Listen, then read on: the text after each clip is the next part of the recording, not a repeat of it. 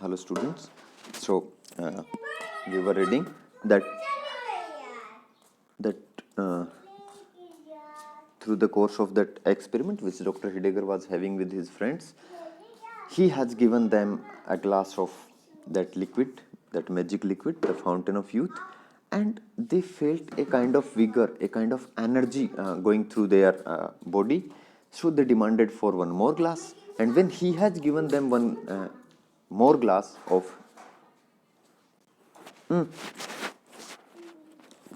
that, then they again felt as if some effect is happening in their bodies while it was going through their systems. The systems are having a kind of effect, magic effect, as if a quick change is coming over to them. So what is that? That their eyes and they are growing clear, and the vision is becoming all right. Their hair started growing gray, है ना?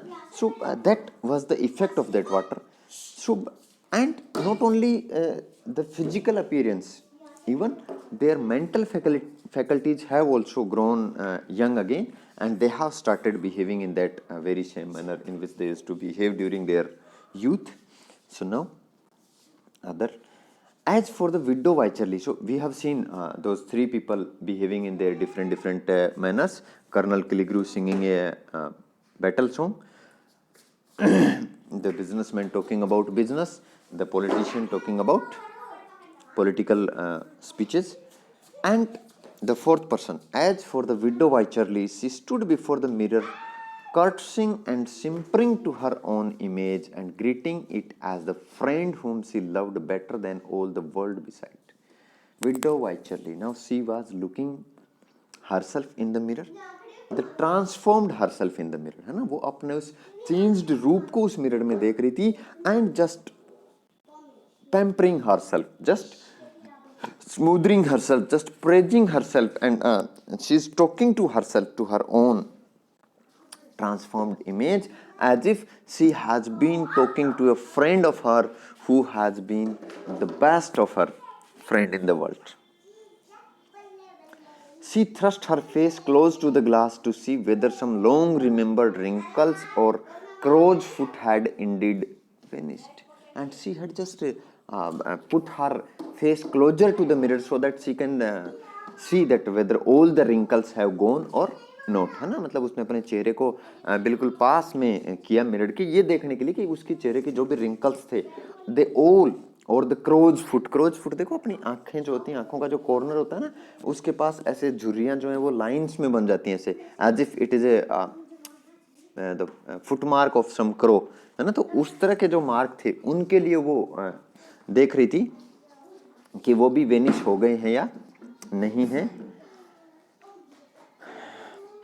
She examined whether the snow had so entirely melted from her hair and that the venerable cap could be safely thrown aside. उसने बिल्कुल अच्छे से देखा that the snow has gone down from his hair, from her hair, means जो सफ़ेद बाल थे क्या वो सारे ब्लैक हो गए. This is what she also examined in a very close manner, and then she put the venerable cap aside. और फिर उसने अपनी वो जो कैप थी जिससे वो उनको छुपाती थी, उनको साइड में रख दिया. At last, turning briskly away, she came with a sort of dancing step to the table, and at last, after examining herself and after realizing that yes, she has become that glowing lady once again, she came to the table with some slight light dancing steps in a very happy and alighted manner. My dear old doctor, cried she, pray favor me with another glass. And then she cried directly to the doctor that my dear old doctor. Now look at the way in speaking. She started to feel herself young, and she had addressed Dr. Heidegger as my dear old doctor. That my dear old doctor, please favor me with another glass. Certainly, my dear madam, certainly, replied the complacent doctor. See, I have already filled the glasses. And the doctor said, yes, my dear madam, certainly, I will give you another glass of this magic water, and look, I have already filled the glasses for you. There, in fact, stood the 4 glasses brimful of this wonderful water, the delicate spray of which, as if effervesced from the surface, resembled the tremulous glitter of diamonds. And obviously, the 4 glasses was being there, ready, filled up to the brim, and that effervescent effect was also happening. Means the bubbles were coming from the bottom of the glass to the brim. It was now so nearly sunset that the chamber had grown duskier than ever, but a mild and moon-like splendor gleamed from within the vase and rested alike on the 4 guests and on the doctor's venerable figure. And it has grown dusk time, evening has come, and it has become a bit hazy, a bit dusky as it happens at the time of evening, but still the effect of that waste है ना, वो waste से जो चमक निकल रही थी, जो बबल्स एफरवेसेंट हो रहे थे ना, ऊपर जा रहे थे, जैसे you might have seen that in the glass of cold drink, है ना, जो नीचे से बबल्स जो जा रहे होते हैं उन पे जब लाइट पड़ती है ना, तो वो एक प्रकाश का परावर्तन होता है और वो चमक बिखेरता है. So that effect of that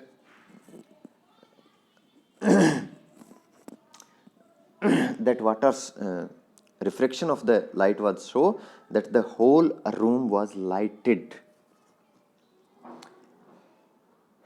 and even the figure of doctor was also being lighted by this splendorous light of the water. He sat in a high-backed, elaborately carved oaken armchair with a great dignity of aspect that might have well befitted that very father time whose power had never been disputed save by this fortunate company. And Dr. Heidegger, he was sitting in a very means we can say marvelous looking, a very high venerable looking seat, armed chair, and in which he was resembling the father time figure, है ना, जो समय जो father है personified है समय here, तो उसका जो फिगर है मतलब as if some god like status he is maintaining there, sitting there and witnessing these 4 people. Even while quaffing the 3rd draught of the fountain of youth, they were almost awed by the expression of his mysterious recharge. And even they have drank the 3rd glass of the magical water, they were still looking awed by the expression of his mysterious visage. Still, the doctor was looking in a very mysterious manner towards them, with that coolness, with that calmness. He was just observing them, looking them. So that thing was just making them awe-stricken. But the next moment, the exhilarating gush of young life shot through their veins. But the very next moment, as they have emptied the glasses, a gush of youth has shot through their bodies, through their veins. They were now in the happy prime of youth. And now they have grown young, become young again. And they were now in the happy prime of youth. Age, with its miserable traits of cares and sorrows and diseases, was remembered only as the trouble of a dream from which they had joyously awoke. And age, old age, which can be remembered only as a miserable train of cares and sorrows and diseases, they have waken up, है ना, उससे वो जाग गए थे, old age से वो परे आ गए थे. They have left it behind. The fresh glows of the soul, so early lost, and without which the world's successive scenes had been but a gallery of faded pictures, again threw its enchantment all over their prospects. And that youth age, which so early lost, which they felt that they have lost their youth quite early, and without youth the world seemed to be a gallery of faded pictures only. So all those enchantments, all those prospects have come visible to them again. they felt like new created beings in a new created universe, and to them everything appeared new. They themselves are new, and their existence or the place where they are now, it also seemed new to them. We are young, they cried exultingly, and in a very exciting manner, they cried to each other that we are young, we are young. Youth, like the extremity of age, had effaced the strongly marked characteristics of middle life and mutually assimilated them. Old and youth, like the extremity of age, had effaced the long strongly marked characteristics of middle life. जो वो बीच की life थी ना, middle ages जो थी, they were erased by the young age as old age erases, है ना. मतलब देखिए क्या होता है जब हम यंग होते हैं and then we grow old, तो बीच की जो जर्नी होती है, बीच की जो पीरियड होता है जिसमें हम एक्सपीरियंस गेन करते हैं, जिसमें हम धीरे धीरे बूढ़े होते हैं, लेकिन जब हम बूढ़े हो जाते हैं तब हम डायरेक्टली यंग एज को रिमेंबर करते हैं, मतलब डायरेक्टली वहां पहुंच जाते हैं, उसके जो बीच का पीरियड है उसे हम भूल जाते हैं. In the same manner now the youth which they have acquired, it has again effaced or erased the memories of the middle ages from their mind. They were a group of merry youngsters, almost maddened with the exuberant frolicsomeness of their years. So now they are again like a group of merry youngsters who have forgotten every care of the age, and they are now again that very frolicsome, that very mischievous group they have become. The most singular effect of their gaiety was an impulse to mock the infirmity and decrepitude of which they had so lately been the victims. And the trait which is being witnessed by the doctor now in their behavior was what? That now they are mocking the old age which they have themselves witnessed, which they themselves have come over. So they were just but the doctor himself has requested this thing to them. He has asked them to promise this thing, that you should not forget the experience of the old age, but still they have started mocking the old age as soon as they have gained this youthful vigor. They laughed loudly at their old-fashioned attire, the wide-skirted coats and flapped waistcoats of the young men, and the ancient cap and gown of the blooming girl. Means they started mocking, they started make a joke at their own clothes, that these old-looking and shabby clothes which they were wearing, because they were old, but now they have grown young, and so the clothes which they were wearing according to their old age, now they seemed unsuitable to them.